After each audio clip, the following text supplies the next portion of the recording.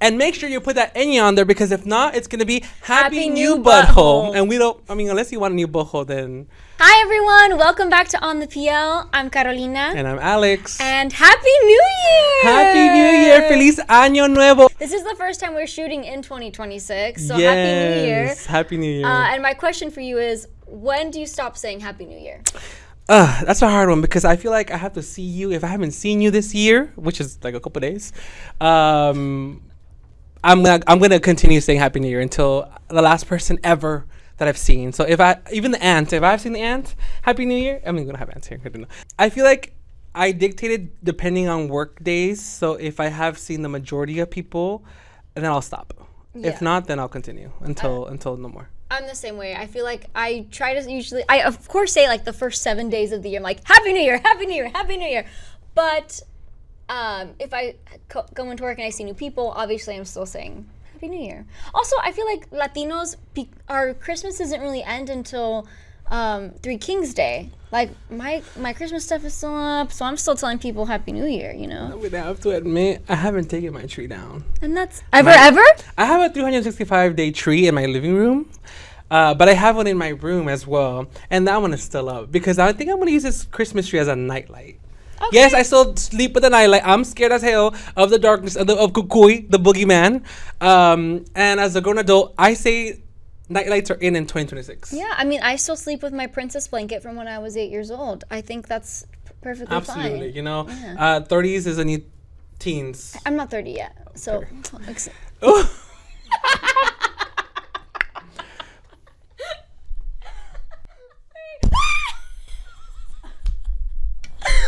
Shut the production down. I do need to say I'm not 30 yet. But she acts like she's 30. No! Yeah, she does. I'm like 17 still. I was eating breakfast with my mom the other day, and I did start crying because I said, oh, I'm turning 30 soon. And I did start crying. I know I'm like not supposed to be afraid of like turning 30, but I think it's just like, you know, you watch movies and everyone in the early 2000s, by the time they were 25, they were like partners at a law firm, and I'm not anywhere close to that. No, that's a goal of mine. Anyways, I cried when I found out I had turned 30. You're turning 30 this year? No, I still have 2 more years. She still has a couple years. She still has a couple years. I still have years, but I'm still scared. Okay, I'm going to exit out of this conversation. Let's move on. I feel super uncomfortable after this. As a 33-year-old soon. Actually, no. I'm 32 and a half right now. Okay. I'm counting the half, because give me my half year. Give me my half year. 32 and a half. I love half birthdays. Those are the best store discounts. Really? You get half birthday discounts at other places. Oh my God. We'll talk offline. Yes. But anyways, Golden Globes. Oh my God, the Golden Globes. I watched. It was very interesting. It was, this year I want to say that it was elevated.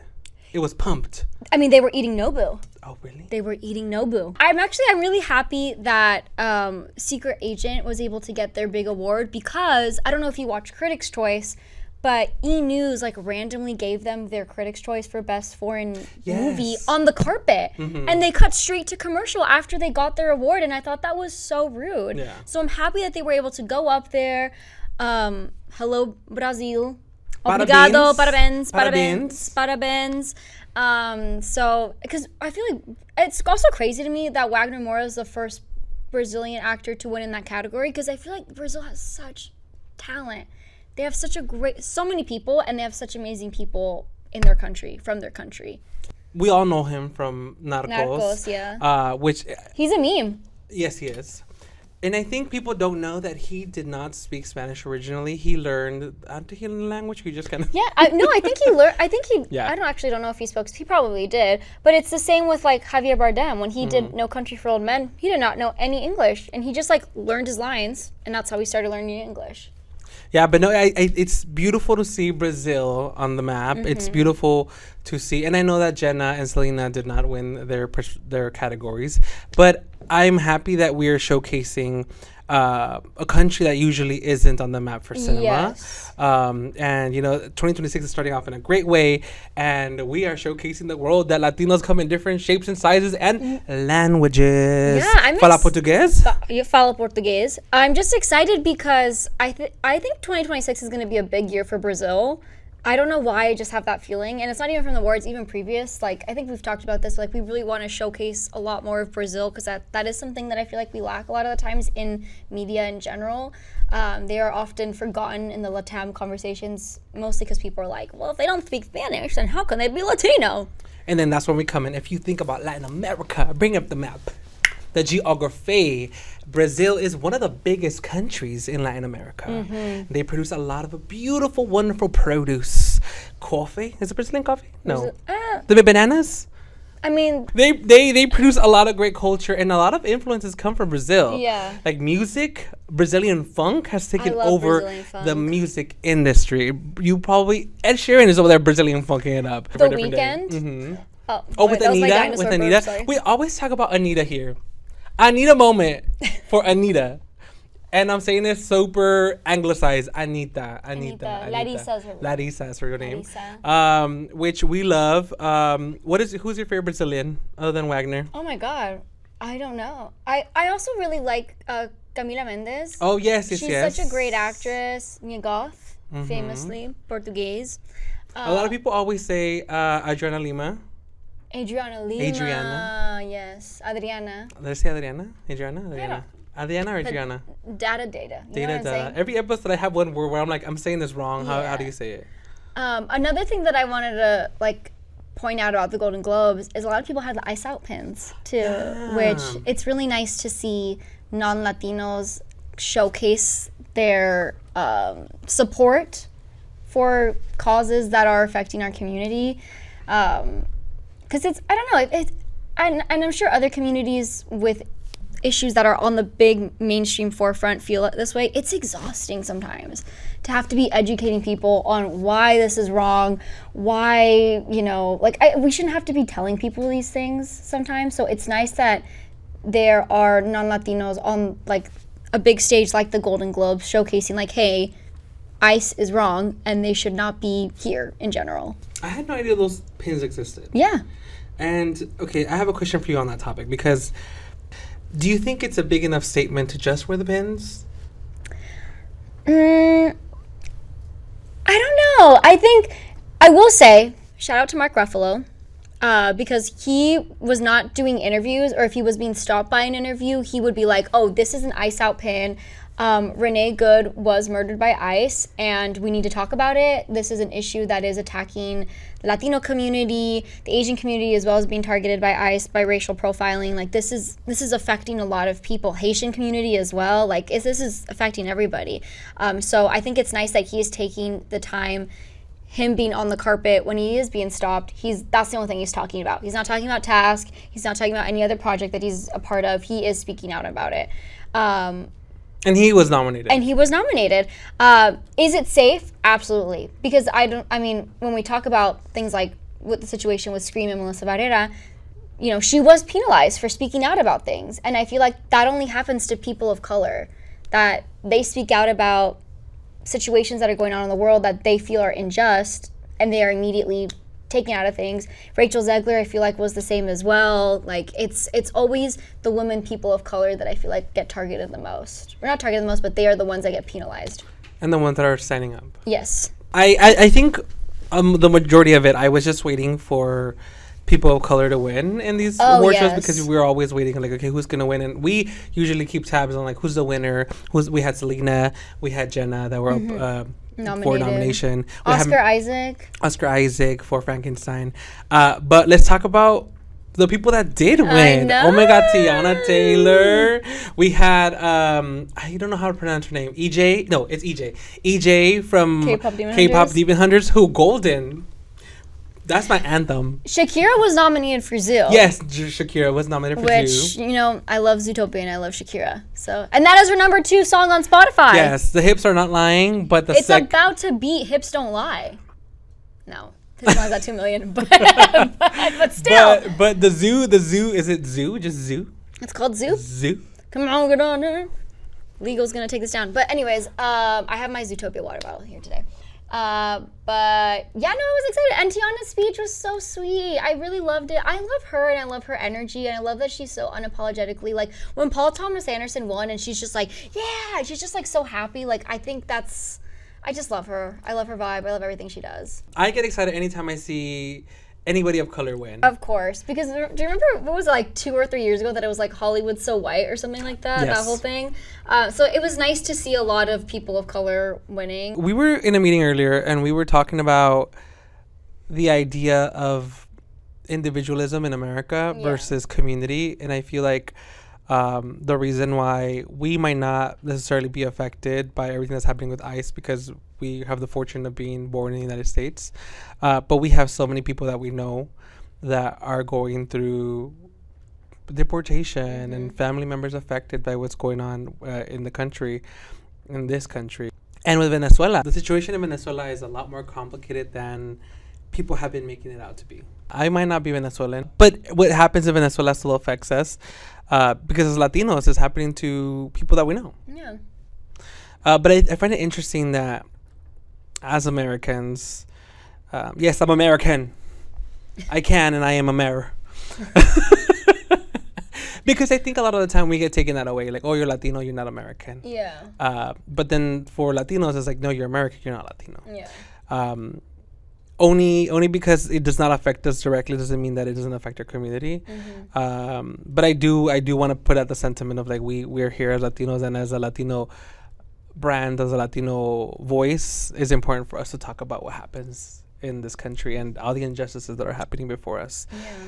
I think, and I've seen this sentiment so much on the internet, and it's so true that like two things can exist. Like we can be so happy that this dictator has been taken away from this country, but on the other hand, we know stories of what U.S. involvement in Latin American countries does. So we can be excited and we can be cheerful for Venezuela having that new sense of freedom, but I think we can also be a little afraid. Yeah. And just cautious of everything. And like you said, we're not Venezuelan, so we're just watching from afar, watching from our windows, looking through our phones, like seeing the celebrations and seeing everything, and we can be happy for them, but yeah, cautiously walking. I think the craziest thing is that the biggest thing that I've seen online is people being upset at how Venezuelans should feel or how Venezuela should feel, because people are like, oh man, you should be happy, you're no longer part of this government. But at the same time, it is involvement of the United States, and it's like, are they going to take over? What are they going to do? Right? We talked about previous doctrines and U.S. involvement, but it's we shouldn't tell other people how to feel about what's going on in the country. Yeah, and it's another thing. Like this man is already making threats about, oh well, if we can do this to Venezuela, let's do it to Mexico. Yeah, or Colombia, which is right next. Yeah, so talking about drugs and stuff. Yeah, so it's like, and on the other side of it, if this man really cared about Venezuela, then why did he stop all the migrants seeking refugee from coming to the U.S. seeking asylum? But yeah, we're with you, Venezuela. Nos mandamos nuestro corazón.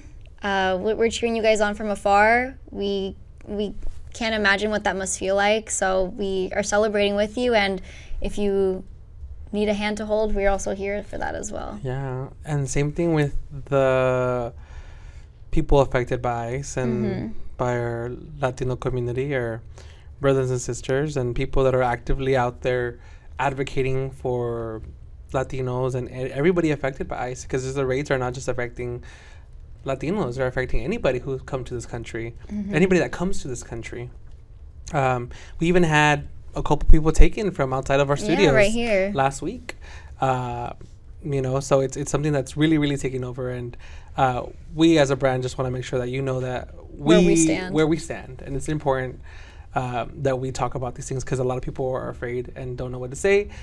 So we just want to take this moment. And I would just like to point out that Latino Stand Up is taking over. We got Frankie Quiñones and Marcelo Hernandez. Did you happen to watch Marcelo Hernandez's comedy special this weekend? I have not seen his special, but I just saw him live. Oh my God, that's right! Yes. I forgot that you saw him. Yeah, I saw him the weekend before his special went out. Yes. He was excited. He was on fire. Oh yeah, he's on fire for sure. He's on fire for sure. Just congratulations to you, Marcelo Hernandez. And there is a seat next to Carolina. We can have a couch for you. We can have everything. Just come on the show and talk to us. We just want to celebrate you. And I just want to say thank you for putting and showcasing a lot of our favorite shows, like El Chavo del Ocho, Sábado Gigante, on a big platform that is SNL, and a big platform that is SNL. I said that weird. SNL. Snail. SNL. SNL. And keep on rocking, dude. You know, like, he was hilarious. He was talking about the thing I love to talk about the most. Child beating. Child abuse. Talking about child abuse. Oh my God. I loved that his comedy special was so unapologetically Latino. Like, but it was relatable in any way. Did you tell the joke about the Child Protective Services one? No, he didn't say that. Oh my God. Okay, I don't want to spoil it, but the joke is so funny because my parents have definitely done that to me as well. It just felt so fun. Wait, what is it? I don't know if I want to spoil it, but basically he talks about how, like, when you're a kid on the bus, like, the ranking of you being cool is based off of, like, how long you've been on the bus. And because he was new on the bus, he was like, how do I be cool? Well, I'm going to tell these kids that me as a 12-year-old that my parents let me smoke cigarettes and drink alcohol. And then he says that he was saying this for 2 weeks, and then one day he comes home and someone calls his house and he answers, and the woman is like, hi, this is Anna from Child Protective Services. We're going to schedule a meeting with your parents. Can I please have him on the phone? And he was like, no. Freaking out. His parents for 2 weeks had to get blood drawn and urine tested to make sure that they didn't have, like, alcoholic or, you know, whatever in their stream. And he was like, I never apologized to my parents. So one day when I was 21, I called my mom. I was like, hey, remember when I did this? I'm so sorry. And that she started laughing and goes, oh, that was my friend Maria, who I told her to call you and scare you so you would stop doing it. Oh my God, that sounds so good. That sounds so relatable. Yes. And I thought that was so funny. That he's just such a hilarious man, and I hope that this is just one of many comedy specials for him. I think he's also going to have a really great year. Talking about being Latino, I have called the police on my mother. God, Alex! I have gone and gone, beep, beep, beep, beep, beep, beep. Hello, my mom is over here trying to get me. Help. How old were you? Like 5. What the heck? Yes. We were calling 911. It was me and my friend, Alan, if you're watching. Alan and Alex? Yes. Sounds like a trouble. Sounds like the partnership of the chipmunks. Yeah, I was... Basically, I don't know. He was like, oh, you don't know how to dial 911? I do know how to dial 911. And so we were like, oh, okay, I'm cool. We dialed 911 and they ended up coming up. They showed up to your house? Luckily enough, it wasn't my house. It was Alan's house. So Alan got in trouble. I did not.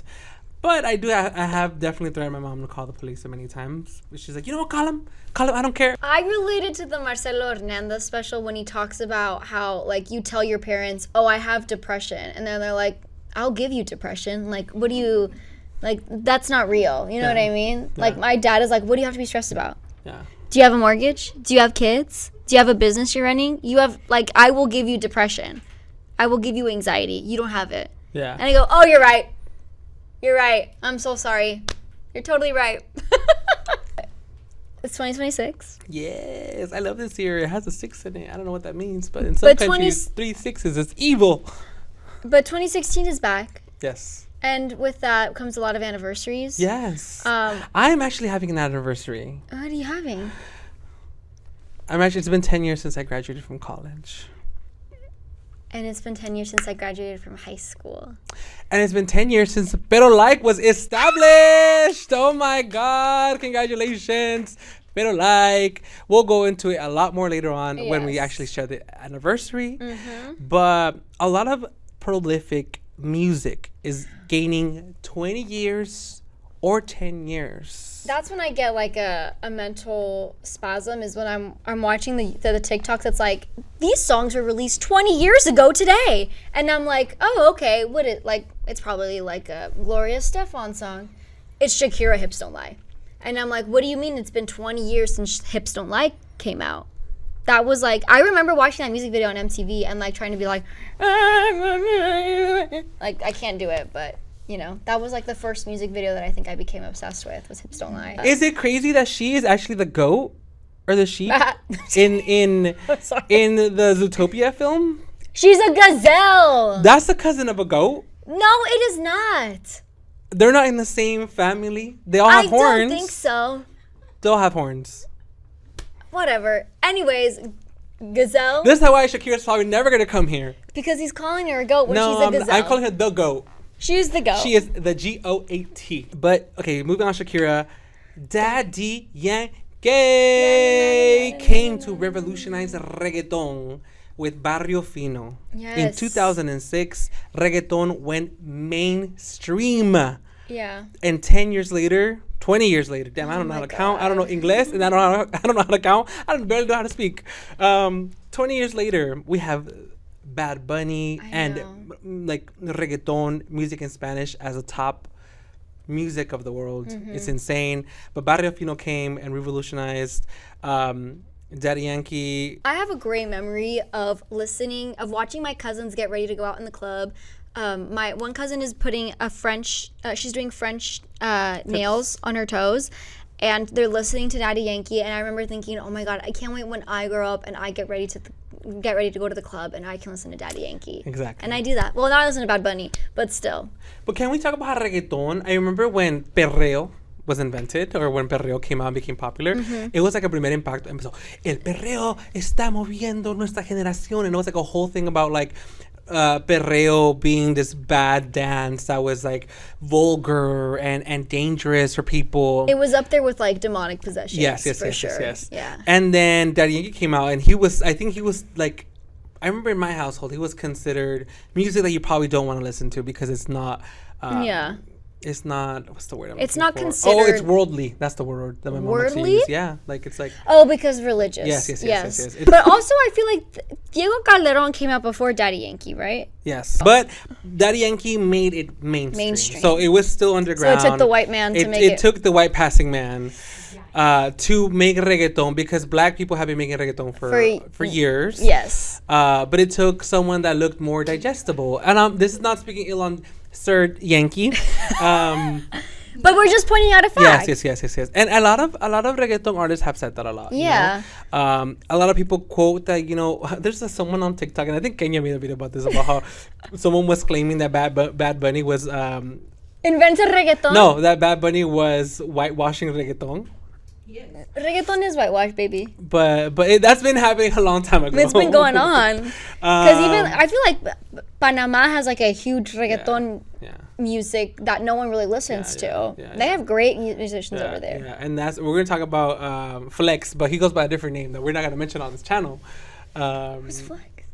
The guy that sings "Baby Te Quiero." Whoa, oh, baby te quiero. Whoa. We're not gonna go into that because his name in Panama is a different name, and we're not gonna go there. Okay. It's offensive. Baby te quiero. But that turns okay. So I also want to talk about CD burning, Limewire, because that was of the 2006s. Yes. Did you ever burn a CD? Did you ever create a playlist for somebody? I had a Limewire. Yes. I didn't know how to burn CDs, but I had a classmate, shout out Nick.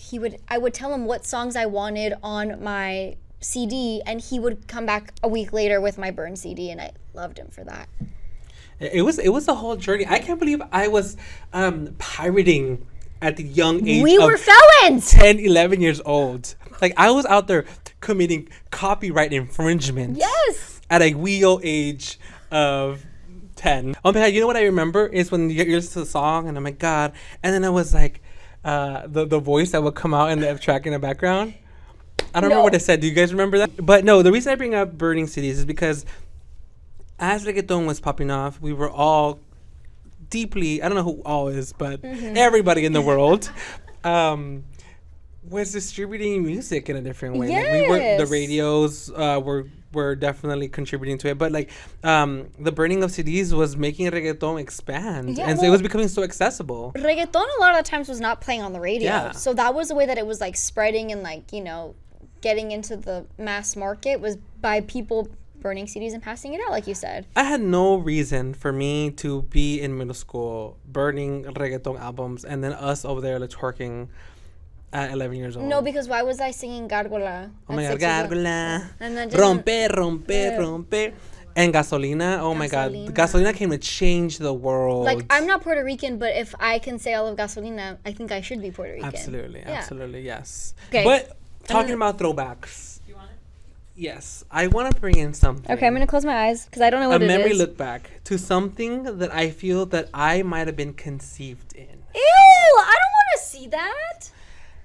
It is the legendary Can I open my eyes? San Marcos Blanket? blancas. As I pull it out from a chuggy bag. The legendary Oh my god. San Marcos blanket OG. Now, where was this blanket purchased? Girl, I don't know. You can't talk without your mic.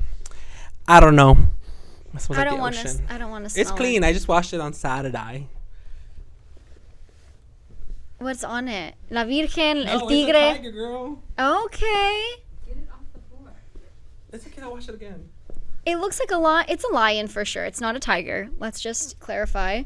I feel like Selena Gomez. Wait a minute. What do you mean you were conceived? So this blanket is legendary in every Latino household, mostly Mm-hmm. Mexican. And San Marcos is known for having warriors, animals, pandas. Well, actually not that many pandas, but like tigers, lions, Oh my. virgins, and they are no longer in business anymore.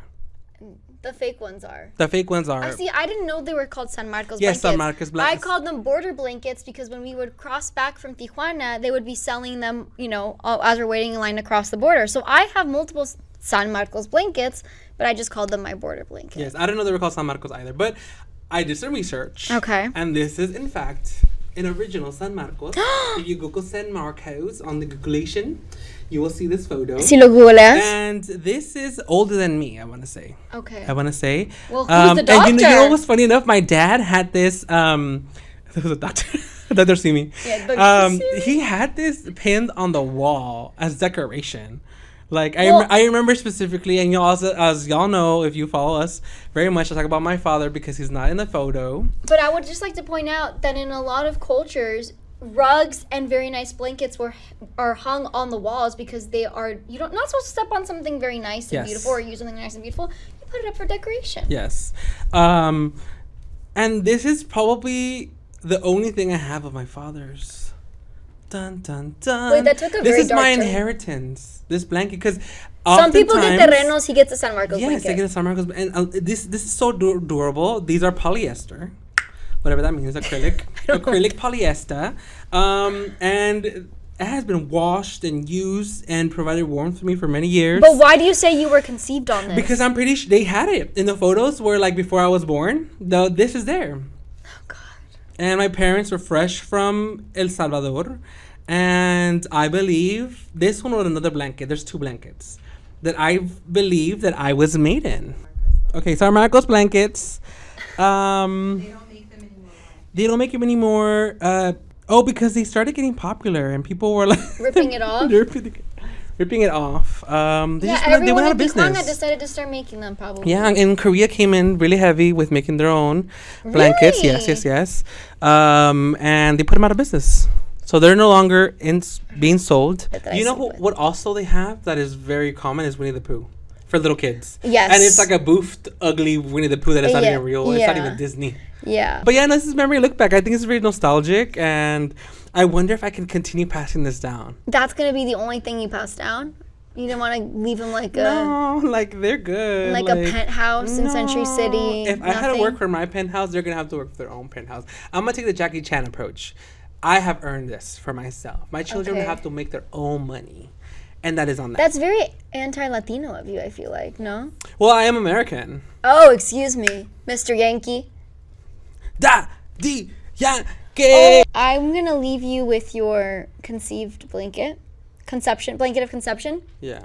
Your conchita. It's not a lot of people that know where they came from, And I I feel don't like my wanna brothers know. and sisters also were on here, I don't want to know. like the ones that didn't actually come alive. Okay, and with that, the 2025 season has come to an end. And with that, we'll see you next week Yep. on the PL. This is Alex. And I'm Carolina. We'll see you next time. Bye. Bye.